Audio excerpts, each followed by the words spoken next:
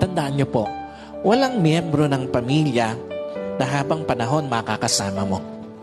Walang asawa na habang panahon makakasama mo. Walang magulang na habang panahon makakasama mo. Walang anak na habang panahon makakasama mo. And at the same time, wala din namang kapatid na habang panahon makakasama mo. Meron lang itinakdang panahon ang Diyos para makasama sila sa buhay mo. Meron lang itinakdang panahon ng Diyos para ma-enjoy mo yung mga panahon na makakasama sila. Bawat panahong kasama ang pamilya, pahiram ng Diyos.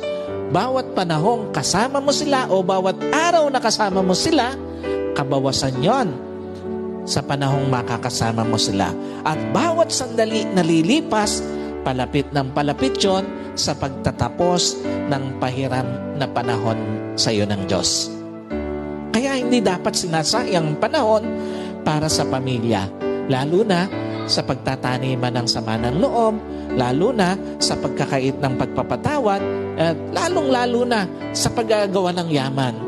Napakawalang kwenta ng mga bagay na minsan hinahayaan natin na sayangin yung panahon na dapat kasama natin ang pamilya natin.